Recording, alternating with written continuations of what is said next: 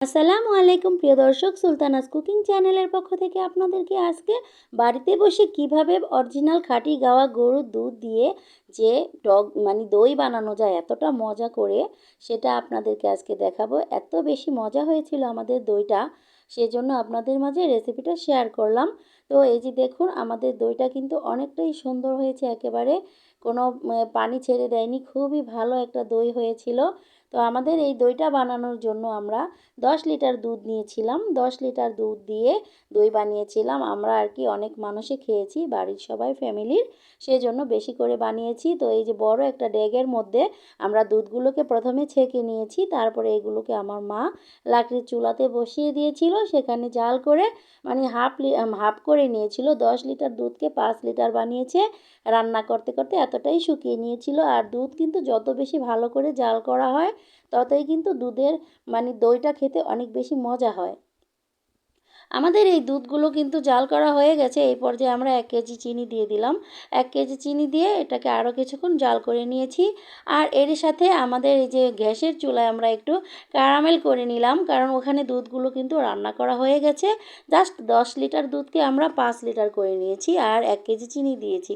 চিনিটা কিন্তু যে যার পছন্দ মতো দিতে পারে, তবে মিষ্টি দইয়ের বেলায় একটু দইটা মিষ্টি হলেই ভালো লাগে। কম মিষ্টি দিলে কিন্তু খেতে টক লাগে, সেজন্য। তো আমাদের ওই 1 কেজি দুধে 1 কেজি চিনিতে কিন্তু পারফেক্ট হয়েছিল। আর এই যে ক্যারামেল বানানোর জন্য এখানে আমরা 150 গ্রাম চিনি দিয়েছিলাম। চিনিটাকে জাল করে এরকম ক্যারামেল কালার করে নিয়েছি। কালারটা যখন হয়ে গেছে, তখন আমরা এখানে অল্প অল্প করে দুধ দিয়ে ক্যারামেলটাকে গলিয়ে নিলাম। গলিয়ে নিয়েছি এই জন্য যে নয়তোবা পরে সরাসরি দুধের মধ্যে দিতে গেলে দলা বেঁধে যাবে, এটা আর খুলবে না। সেজন্য এখন এই যে আমাদের আগে থেকে জাল করে রাখা দুধগুলো, এর মধ্যে আমরা এই যে ক্যারামেল করা দুধটা দিয়ে দিলাম। আর 1 কাপ পরিমাণ গুঁড়ো দুধ আমরা গুলিয়ে রেখেছিলাম, সেটাও এখন দিয়ে দিব। এই গুঁড়ো দুধ দিয়ে দিলে কিন্তু আরও খেতে মজা লাগে, সেই জন্য 1 কাপ গুঁড়ো দুধ দিয়ে দিলাম সাথে। আপনারা চাইলে কিন্তু আরও বেশিও দিতে পারেন, তবে আমাদের দুধগুলো অনেক বেশি ঘন করে নিয়েছি, সেই জন্য আর দরকার নেই। এখন এটাকে একটু রেখে দিব, আরও একটু বেশি গরম আছে সেজন্য। তো একটুখানি পরে রেখে দেওয়ার পরে এরকম কালার চলে এসেছে। যখন এরকম কালার চলে এসেছে, এটাকে আমরা আবার একটু নেড়ে চেড়ে দেখছি আঙ্গুল দিয়ে, আঙ্গুলটা কি সয় কি না। তো এই অবস্থাতে আমরা কিন্তু এই দুধটাকে ছেঁকে নিব, কারণ দুধের মধ্যে যে ছানা আছে বা সর আছে, সরগুলো কিন্তু দইয়ের সাথে থাকলে ভালো লাগবে না, দেখতেও ভালো লাগবে না, খেতেও কেমন হবে অন্যরকম। তো দই সবসময় কিন্তু ছেঁকেই বানানো হয়, বিয়ে বাড়িতে আমরা দেখেছি। তো সেই জন্য আমরাও কিন্তু এই যে ছেঁকে নিলাম, দেখতে পাচ্ছেন এরকম করে ছেঁকে নিয়ে তারপরে এটাকে আমরা দই পাতবো এখন। আর দই পাতার জন্য এই যে 1 গ্লাস শাঁস কিনে এনেছিল আমার ভাইয়া। তো ওই শাঁসগুলো এখন আমরা এই যে দুইটা মাটির পাতিল নিয়েছি, দেখুন মাটির পাতিলের মধ্যে মেখে নিচ্ছি শাঁসগুলোকে।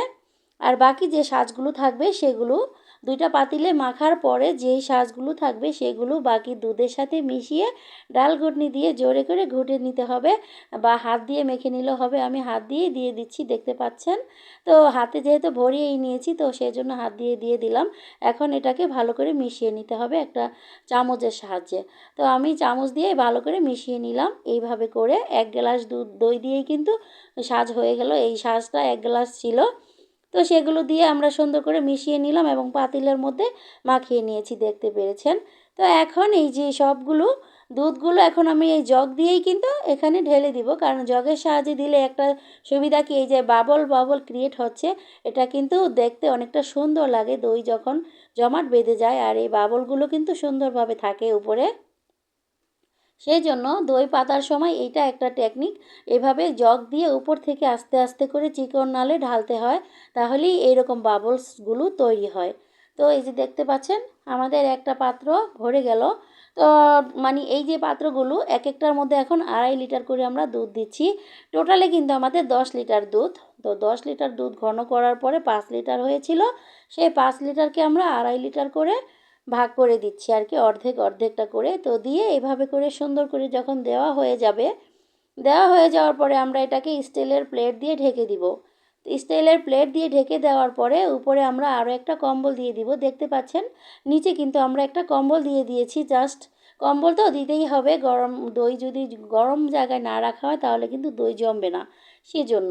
তো এই যে দেখুন কম্বল একটা অলরেডি নিচে বিছানো আছে, উপরে আরও একটা দিয়ে দিব, দিয়ে আমরা ঢেকে দিব প্লেট দিয়ে। এখন ঢেকে দিয়ে তারপরে এই যে অন্য আরেকটা কম্বল আমরা ভাঁজ করে আগেই রেখে দিয়েছিলাম, সেটা এখন উপরে দিয়ে দিলাম, জাস্ট হয়ে গেল। আর কিছুই করতে হবে না, 8 ঘন্টা পরে এটা জমে যাবে। তো এই যে দেখুন 8 ঘন্টা পরে দইটা জমে গিয়েছে, আমরা একটু ফ্রিজে রেখে দিয়েছিলাম ঠান্ডা হওয়ার জন্য। তো ঠান্ডা হয়ে গিয়েছে, এখন আমরা এটাকে খাওয়া দাওয়া করব, পরিবেশন করব। আপনাদেরকে একটু কেটে দেখাচ্ছি, দেখুন কতটা সুন্দর হয়েছে দইটা, কতটা সুন্দরভাবে জমে গেছে, একেবারে চাকা চাকা হয়েছে, কোনো পাতলা পাতলা রয়নি, খুব সুন্দর আর পারফেক্ট হয়েছিল। আর খেতে এতটাই মজাদার হয়েছিল, মানে আপনারা যদি বাড়িতে এইভাবে করে ট্রাই করে বানিয়ে খান তাহলেই বুঝতে পারবেন কত বেশি মজাদার হয়েছিল আমাদের এই দইগুলো। তো দেখুন কত সুন্দর হয়েছে, যার যার কাছে ভালো লাগবে প্লিজ একটা লাইক কমেন্ট শেয়ার করে দিবেন, এবং আমাদের পাশে থাকার জন্য সবাইকে অসংখ্য ধন্যবাদ। সবাই ভালো থাকবেন, আল্লাহ হাফেজ, এই কামনায় বিদায় নিচ্ছি।